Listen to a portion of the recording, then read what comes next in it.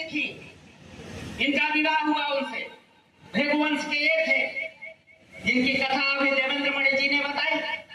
जल लेने के लिए जाते हैं गंगा के तट पर, और वहां क्या होता है, गांधर्व अप्सराओं के नृत्य को पूर्ण हो गई, उनको क्रोध आया। जब लौटते हैं अपने अंतर्ध्यान से देखते हैं, तो अंतर्ध्यान क्या है, कहा जाता है लोग इंट्रोस्पेक्शन, अपने अंदर झांकना देखना, यही अंतर्ध्यान।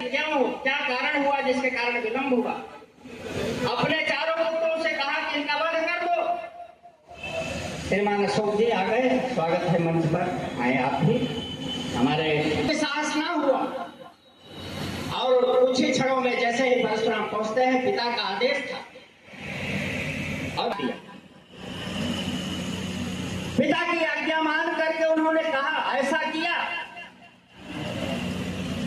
जबकि कहा जाता है 9 मास तक मां अपने गर्भ में रखती है, मार्केट रेट से उस कोठरी की कीमत निकाल करके कोई दे दे, मां से ऋण हो जाए तो कोई नहीं हो सकता। दुनिया का सबसे बड़ा तानाशाह हिटलर जो था, वो भी कहा मां मैं तुझसे ऋण होना चाहता। जिस समय मां ने कहा ठीक है, अपने कपड़ों को निकाल करके सरोवर में घुस जाए, उसकी शुरू हो गई। और कहा उसने कि मां मुझे आज्ञा दो, मैं जब सरोवर से निकलूं। मां कहा आज्ञा देती है।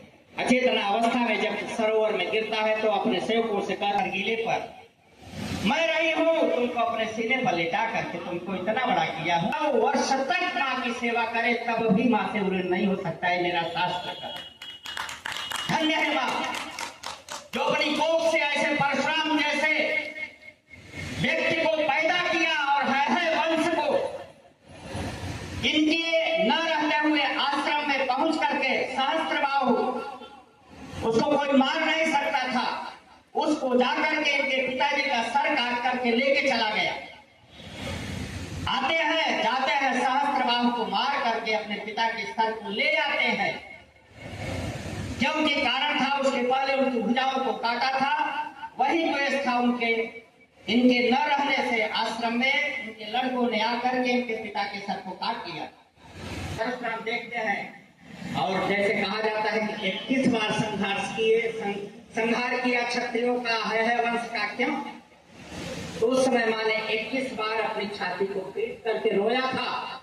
तभी उन्होंने प्रतिज्ञा की थी कि इस पृथ्वी से 21 बार क्षत्रियों का नाश करूंगा, और उसको किया। गर्भ में अंतक के रूप में एक श्रीमद् भागवत के 9वें अध्याय के 9वें स्कंद का 29वां श्लोक है, जिसमें यह प्रसंग आया है कि वे कार्यक्रम का आयोजन किया गया है, क्या बोलना चाहेंगे आप? जय श्री राम, जय परशुराम, जय मिश्रा, राष्ट्रीय सचिव ब्राह्मण सभा प्रयागराज से।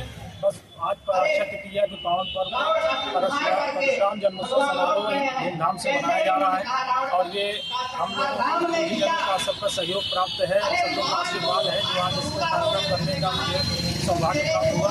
और हम जनता से ये अनुरोध करते हैं कि परशुराम जन्मोत्सव में सब एकजुट हो, सब एक साथ रहें, सब एक साथ होकर अनुरोध करें, और इसमें भी अत्यधिक ज़्यादा सबको यही जगाना चाहते हैं, यही संदेश है।